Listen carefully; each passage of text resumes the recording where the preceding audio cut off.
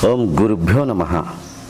आत्मा को किछ लोक भारी आश्चर्य सहित देखती जिते जन को प्राथमिक दशा वर्णना करी कहा जाए आपण शरीर नुहति आत्मा, आपण सीमित नुहति असीम।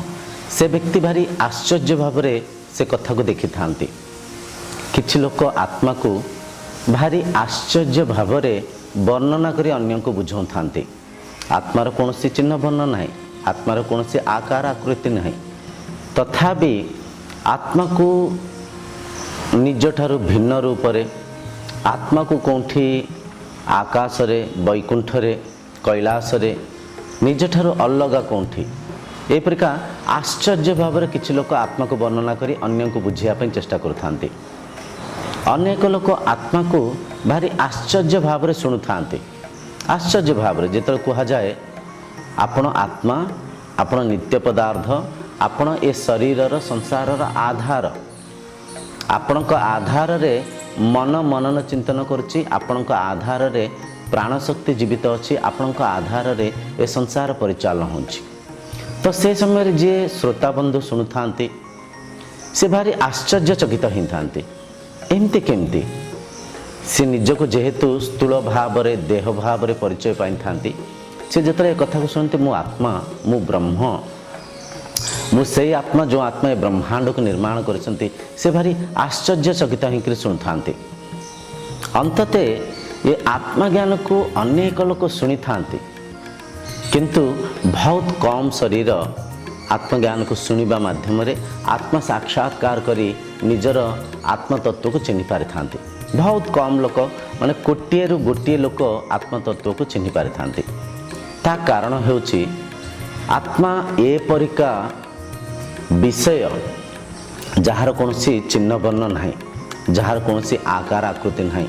आत्मा को इंद्रिय माध्यम रे, मन माध्यम रे आमे अनुभव करि परिबानी, उपभोग करि परिबानी, मनन चिंतन मध्य करि परिबानी। आत्मा जेहेतु इंद्रिय मन को एक वस्तु रूप में विनियोग करसंती, आत्मा जेहेतु शरीर को एक वस्त्र रूप में धारणा करसंती, आत्मा जेहेतु इंद्रिय मनर ऊर्ध्वरे अछंती, तांको आज्ञा इंद्रिय मन माध्यम रे मनन चिंतन करिबा असंभव।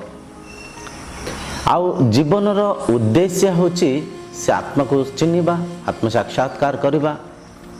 एठी प्रश्न उठे आत्मा को काहे चिन्हिबा, आत्म साक्षात्कार कले कौन बा लाभ मिलिबो।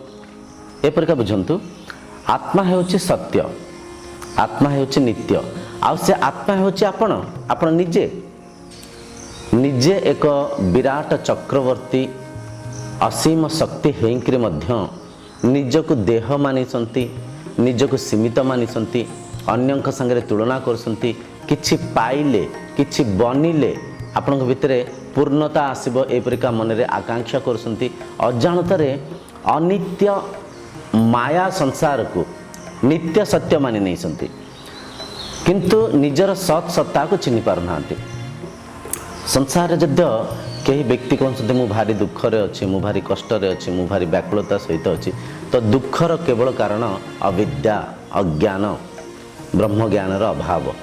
तेणुकर जिते आत्मा को चिन्हिबे, ये संसार मायार मुक्त हेबे, ये अनित्य संसार को जो नित्य मानि सन्ति से मोहर मुक्ति हेबे, मन को शुद्ध करेंगे, आंतरिक सुख को नहीं पारे, शरीर आरोग्य को सुरक्षित रखिपारे, मनर शांति को सुरक्षित रखिपारे।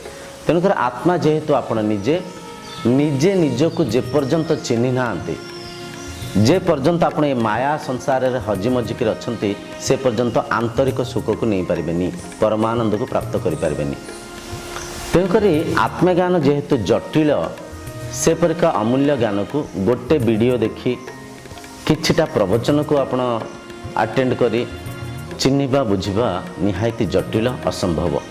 तो जदि सत्य आपण से आत्मतत्व को जानिया पई चाहउसंती, निजर सत सत्ता को चिन्हिया पई चाहउसंती, गृहस्थ आश्रम रे रही घरे प्रत्येक दायित्व को निर्वाहन करी जदि आपण आत्म साक्षात्कार करिया पई चाहउसंती, ताहले आम वेबसाइट संगे जोड़ी हुंतु www.brahmatattva.in ये वेबसाइट संगे जोड़ी हुंतु।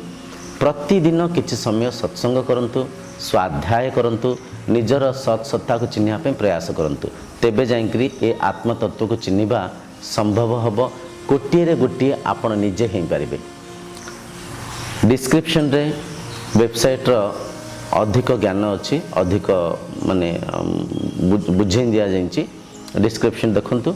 जदि जॉइन होबा किसी असुविधा हुए डिस्क्रिप्शन रे मोबाइल नंबर भी अच्छी, से संपर्क करी आपण ये आत्मज्ञान कार्यक्रम रे जॉइन हो पारे।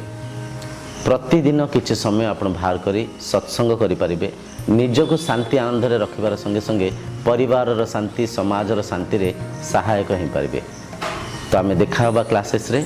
ओम शांतिर्भवतु।